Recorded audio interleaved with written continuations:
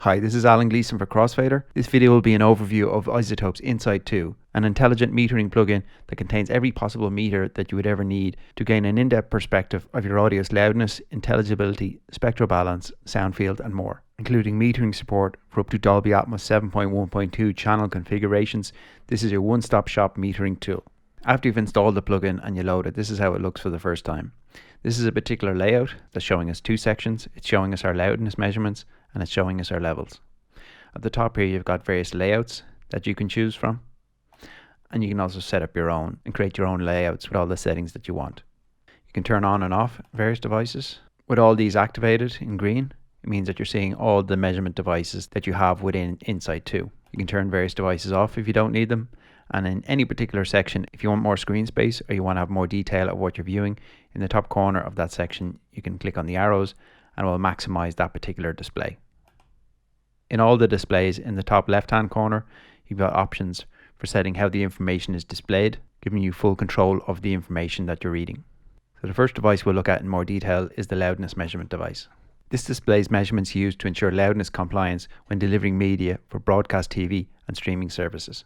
So down in the bottom section here, I can set the various broadcasting standards, and you can also set your own over here. So if I was mastering music for streaming services such as Spotify, I would set this to say -14. And now this integrated meter in the center here will show me when I go over that level. So I'll play back my arrangement. And I have Insight 2 here instantiated on my master channel. And just below it I have an Ozone 8 maximizer. So if I turn this off, you'll see the integrated level drop. You've also got short-term metering here and momentary. So depending on the format that you're delivering for, these scales can also be useful as well. For music and streaming services, the integrated one is the main one that I'm interested in. So I'll turn on my maximizer again. And because things like Spotify and YouTube have their loudness set at -14 LUFS, anything above that, if I was to go into my meter here and add a bit more limiting, increasing the gain,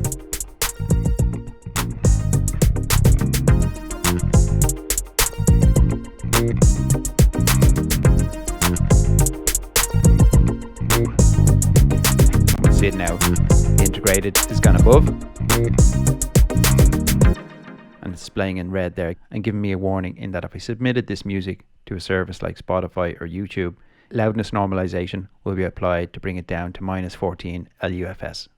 The window below that allows us to measure levels, and this displays both instantaneous true peak and averaged RMS levels for each channel of the input audio. So I'm playing back my audio. This lower grey line here represents the RMS, or similar to something like that would be a VU meter. The darker grey section above that is showing our peak levels. This dotted broken line here is showing our true peak. And the red line above is showing overall peak, so it's peaking there at -0.1. So in this simple display, it allows us to look at RMS, peak and true peak levels. The section below that is our sound field meter, and this meter can be configured either as a stereo vector scope or a surround scope meter. The vector scope in the center displays similarity or difference between the two channels. So when I'm playing it back, there's three different modes that we can view the information in. We can view in polar sample, polar level, or litigious. In both the polar level and the polar sample, anything that's within the angle of 45 degrees either side will be in phase. Anything that goes beyond the 45-degree angle could potentially be out of phase and should be looked into further in the mix. As well as the vector scope, we've got a correlation meter here over on the right hand side. And this shows the correlation between the left channel and the right channel. So anything that's between +1, which is completely in phase, and 0 is where we want to maintain the correlation. If it goes below 0, it's an indication that you've got out of phase information in your mix. If it was to hit -1, that would be totally out of phase and you'd get phase cancellation with instruments or sounds disappearing when your mix is played back in mono. Just below the vector scope, you've got a balance meter. This gives you a good indication of the stereo balance of your mix. So generally you want to keep this in around the center. Any variations from that are indicating that there's more energy in the left or the right side.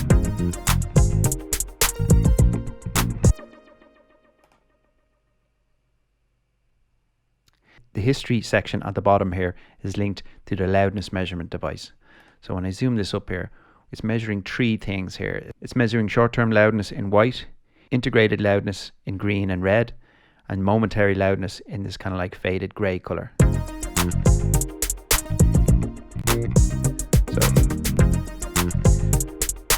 this is particularly useful when you're actually playing through a mix to see points or instruments within the mix pushing you over the loudness level that you've actually configured.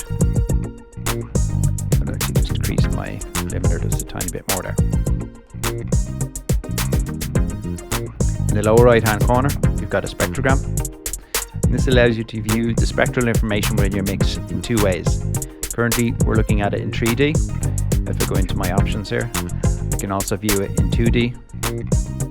I can adjust the color. When you're in 2D mode, the x-axis is showing time and the y-axis is showing frequency, with the intensity of the color representing amplitude. You can switch it into 3D, and you've got an extra axis in this mode, the y-axis, which is height, which is showing you the amplitude of the signal. When you're in here, you can adjust the view of the information. So depending on what you're trying to view, you have various ways to view that information to give you a clearer understanding of how your mix is actually developing.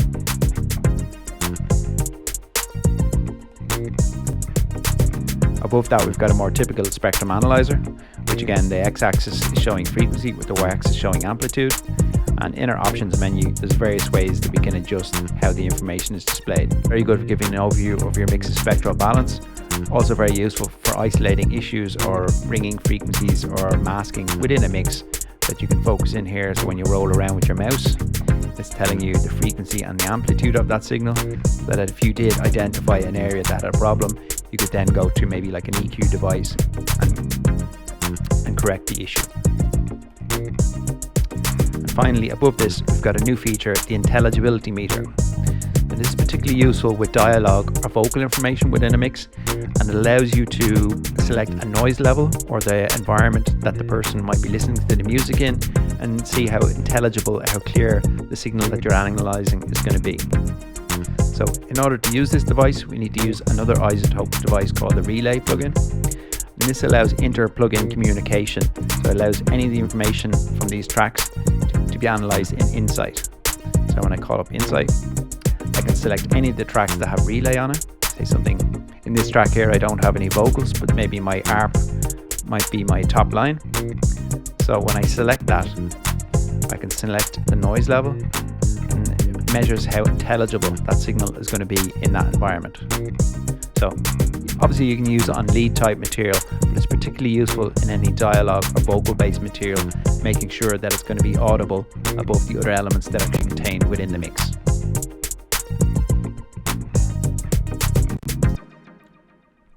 So that was a quick overview of this very powerful device from iZotope Insight 2. Tools like this are essential at all stages of the audio production process. They can help you give a different perspective on your mix, and also help you when you're working in different listening environments, or the listening environment that you're working in has some issues.